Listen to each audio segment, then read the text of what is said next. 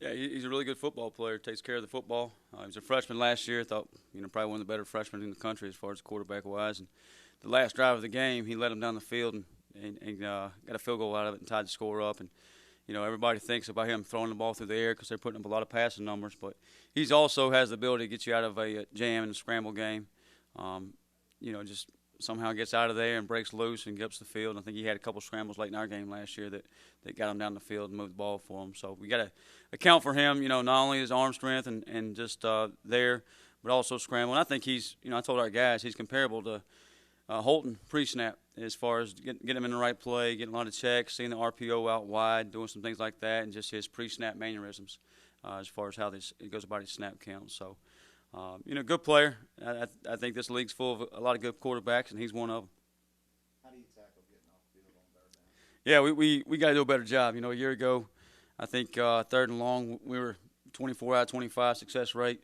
And last couple of weeks it seemed to be Achilles' heel for us. So we got, we've locked in practice, kind of put more situations out there like that for us, making sure we got the right calls in and make sure we're not throwing a call out there that we've had only practiced one time. So we got to do a better job of that. And then just urgency, knowing the sticks, knowing where the chains are at, and the urgency to get off the field. Because we'll get off the field last week on 3rd and 9. I think, back there we have them back on 10-yard line, something like that. If we get off the field right there, we get the ball back to our offense. They probably get it inside the 50. The percentages that we always talk to go up there scoring pretty high. And otherwise, we let them keep it alive, and then they get down the field and get a touchdown out of it. So it's 93 yards right there. I think we gave up just under 400 yards on the week. So you take that off the board, now you're at 300, and you've had a great day on defense. So I think it really comes down to a few plays here and there for us, and especially third down. And that's always been a big focus for us, and we got to even ramp that up a little bit more. So we got to do a good job with that.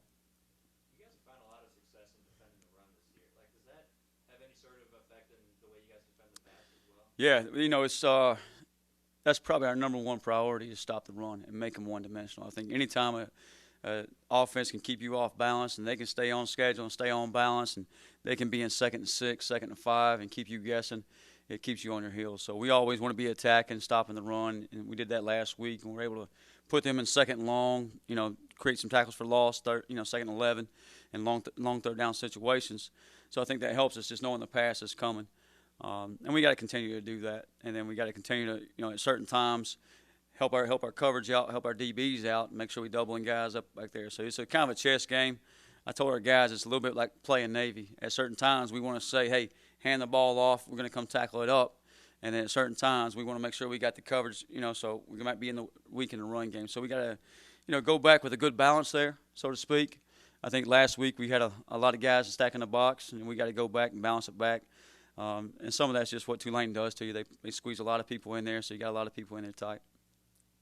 They use 3 backs. I think they're all within like 4 yards of each other rushing this season. Is there anything you can pick up on specific guys in the game, or are they pretty interchangeable? The leading rusher happens to be Hennigan. If you take his yards gained and not away his sacks, so you got to be responsible for him. And I think they're all different. 22 is the bigger back. He's kind of the main guy, has the most carries, and he's going to be downhill on you. They're all experienced. 8's a little bit smaller. They might get him out on the little screen game, flare passes. Sutton, the kid I know out of Georgia, I think he's only played like 10 or 12 snaps, but he's in the game. He's getting out in the pass game right there. So, they all got different types of things they do well. But at the end of the day, we just got to know who's in the game, what it might be, what the situation might present there, and then do a good job tackling those guys up. How do you handle having some of your coaches on your coaching staff assigned to special teams? How does that change things up for you? When we talk about it in our defensive side of the ball room, it's like, hey, as a defense, as a defensive player, as a defensive coach, you want to control as much of the game as you can, and special teams is a way to do that. And we talked to our guys about, hey, you got to buy into special teams. And I think, our kickoff team set us up and some great opportunities last week. We had them pinned deep. Punt team did a really nice job with that as well. Red Black, put some pressure on the punter as well to make him. Sometimes those are hidden yardage. You force a punter into, a 30-yard kick. Well, that's like a 15-yard return. So we've got some defensive guys that are doing a good job, and our defensive coaches take a lot of pride in that as well. So anything to help us win, and anything to help us go get a win on Saturday and make our program better. Not only the guys in our room, but that's everybody in the building. What can we do to help us go get a win this Saturday? 7:30 in Dowdy-Ficklin Stadium. Y'all really got after